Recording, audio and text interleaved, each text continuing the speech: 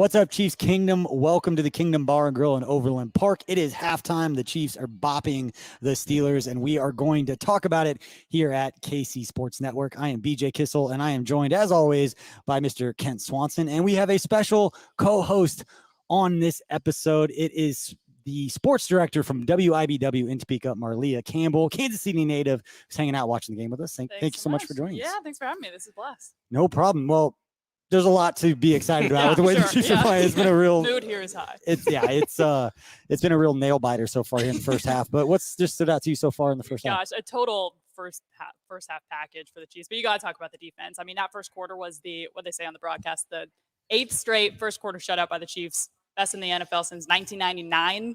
So, gosh, incredible first start by them. And you just look at the stats here. I mean, you got 109 total yards allowed, 6 first downs. I didn't think you could have asked for much better of a start from that defense. Yeah, no, they did exactly what you'd expect them to do if you listen to a lot of the content from KC Sports Network leading up to this game, that Ben Roethlisberger, these guys, they were going to struggle. It's not what we've come to see from the Steelers over the years on that side of the football. But, Kent, I want to talk about the offense because I know you want to talk about Mr. Patrick Lavon Mahomes. Oh, man. I mean, shocker. Look, I don't know. Like, I think just something snapped in the end of that Chargers game, because I think we're kind of starting to see the Patrick Lavon Mahomes, the guy that plays with the kind of freedom that we're seeing today. He's just out of his mind right now. The touch, the anticipation, the decision making, getting the ball out of his hands quickly. It's absurd right now. Yeah. It's the stuff that we've all kind of that became normalized by him, but it's fun to see it manifest itself in such a consistent way at the right time of the year, because there's 2 games left in the regular season after tonight. And, then it's what we're all kind of anticipating, and he's peaking at the right time for sure. And he's doing this without Travis Kelce in the game. Oh, yeah. 19 of 25. 19 of 25 for 205 yards, 2 touchdowns, no interceptions.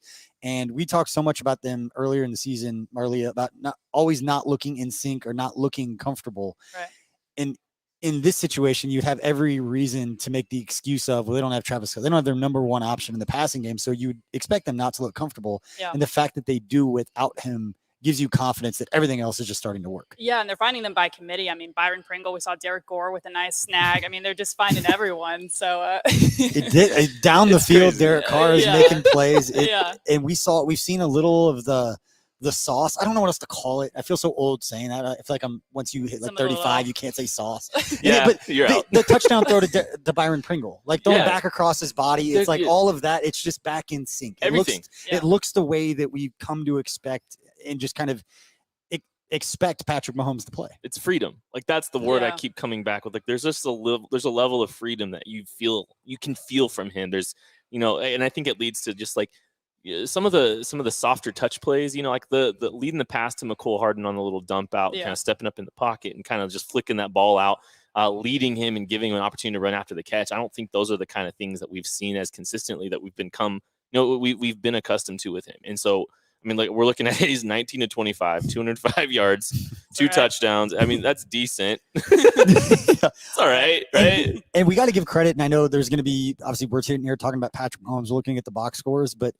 with the week that they had in the NFL, and the Chiefs specifically becoming the national storyline that everybody was looking at, this COVID outbreak, and they've got guys who are out, and Tyreek doesn't practice all week, and I haven't seen necessarily the huge impact from him in this game. But we've got to give credits to Andy Reid and to this coaching staff to get a game plan, they got Elliott Fry. I know he just missed a field goal at the end, which we kind of joked about, everyone's just well, kind of expect it. You just kind of throw some people out there, but you got to give credit to Andy Reid. And Marleah, I want to ask you, because at WIBW, obviously, whether it was the Chiefs or K-State, KU, you've been in the media environment now with just how much different everything is COVID related. Oh, and it's not just can they play, can't they play? And I had a chance to talk to a couple players this week just about how different everything is from scooting lockers away and just not being around your teammates. And obviously this week with the protocols, just it's that much more impressive that the team can come out and look this in sync against, I wouldn't say the Steelers are great, but Mike Tomlin is a top 5 coach in this league. Those guys were going to be ready to play.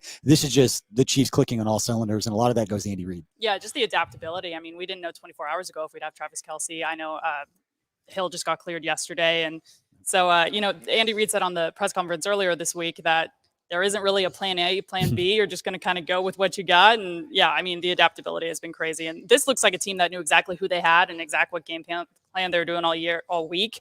Had guys who were practicing all week, and none of that was the case. That's people ask, and not that I spent a ton of time around. I'm not going to pretend that we were friends or anything, but when it comes to anything organizationally, it's like I'm going to side with Andy Reid. Like I just know the way, like how much time he puts into it, and I've told the story 1,000 times, and this is a great segue because we're going to give a special shout out to one David Coley for the big win for the Houston Texans over the Los Angeles Chargers. So when the Chiefs T-shirt day. Yes, sir. So when the Chiefs finish this one out here in week 16, 15? I don't know. 2 more games after this. So 16. Week 16.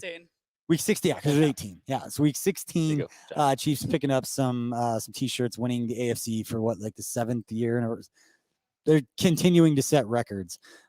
But shout out to David Coley. And I remember David Coley telling me years ago when he's a wide receivers coach with the Chiefs that he loved coaching for Andy Reid because he could tell you, and I talked to, this was like November. He goes, I could tell you on like March 14th exactly what I'm going to be doing because everything is so consistent. And because I can do that, I can schedule a vacation with my family. I can plan around other things and they don't surprise. He has a schedule and he sticks to it, which is why everyone around him, he demands a lot. They work a lot, but always organized, always knows what's going on. And so they're successful. Well, yeah, I mean, it speaks to him. And I kind of talking about the level of organization that we've seen, the offensive structure. Tyreek Hill is the 5th leading receiver on the Chiefs right now. So they've been able to generate tons of offense with Derek Gore, Byron Pringle, Darrell Williams, and McCole Hardman getting more receiving yards than Tyreek Hill to this point in the game. And there's 9 different Chiefs that have caught a pass already too. Until you brought that up, you would ask me who was leading the Chiefs in the receiving. I'm looking at it now. Did you look? Yeah. I like quadruple looked like, really? Hang on. It's Derek Gore. He got three receptions for 61 yards. I didn't realize the big one that Marleah brought up was 50 yards. Yeah. Big time. Yeah. Pringles looked great too after that first drop. I mean, he's played really well, and he always makes the most of the limited opportunities he's gotten. But today's looked real. First drop aside, I mean, he's looked really efficient. Yeah, if I was going to be critical of anything, and that's being super picky in this game, and we were just talking about it because he had another chance there at the end, it was Josh Gordon. A couple third down plays, not easy catches, not what you'd expect to, but for a player that was coming in here that, depending upon what your expectation was, and it's funny not patting myself on the back, but I expect him to come in and make 3 or 4 key third down catches in high leverage situations, and I would be happy with that production. It wasn't coming in here to get 800 yards and do all these things that just weren't going to happen. But those are the kind of plays that expect him in a high leverage situation over the next few weeks. So you get into the playoffs. That's what you need a Josh Gordon. You need that size, that athleticism, that when he got a corner route and they get the look that they want, that he can go up and make a one-on-one play. You were hoping that you were going to kind of unlock some stuff maybe outside the numbers a little bit more, a guy that can win those contested catch areas. Like you said, it's like the corner routes or the rail shots down the sidelines, especially if teams are going to continue to sit and cover too. You want to try to hit those shots down the field. Right. Not happening. Hasn't happened to this point. There was an opportunity in the corner of the end zone. It looked like he might have had a chance to get that one too. Didn't. So, I mean, it's something to monitor for sure. And his value, I think there's still value to him potentially down the road, but I mean, it's got to happen sooner than later. We're kind of running out of time here. Yeah. Again, Chiefs up 23-0 over the Pittsburgh Steelers. They close this one out. They will claim what I think is the 6th, 7th, 8th, 6th. I'm being told by Tucker Franklin, our fearless producer. What a job. That is the 6th straight AFC West title, which will guarantee the Chiefs at least one home playoff game, obviously, as they sit with the 1 seed and controlling everything that they want. If they win out, they will be the 1 seed, get that first round bye. And speaking of that first round bye and giving people time off, let's talk second half, because I think we've got this one in the bag. We're all confident in that.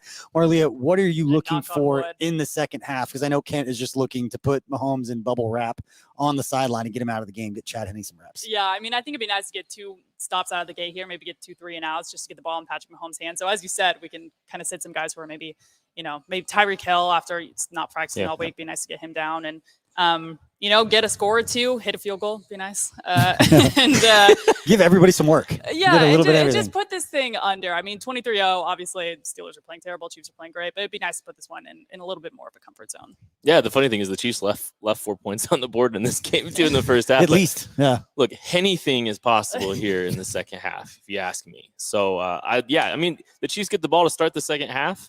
Mahomes goes down, scores. Maybe you get one more possession out of him if they can get it and just put them on ice. Yep. There's a massive, people don't realize there's a massive football game coming up next week. They play the Bengals. Yep. That's the biggest game of the year for them in the situation they're in right now, because that's the biggest test in the way of them achieving the 1 seed. Yeah. So I mean, a little rest here beforehand would not be a bad thing at all. Yeah, second half is going to begin here soon. Appreciate those are tuning in to get a little update as we get ready for the second half again. We are here at the Kingdom Bar and Grill out in Overland Park, Kansas. Not quite open yet. If Kent will be so kind to lift his foot up. Yeah. We got some booties here as the floors just got done here at the bar. They're hoping to be open within the next few weeks. A lot of that's out of their control as we continue to promote the bar and tell you guys we cannot wait till you get to come with us. We can sit and watch these games together. But anybody out there is watching, we appreciate the support. Please go ahead and hit that subscribe button and turn those notifications on. And we will be back right after the game with our post-game show.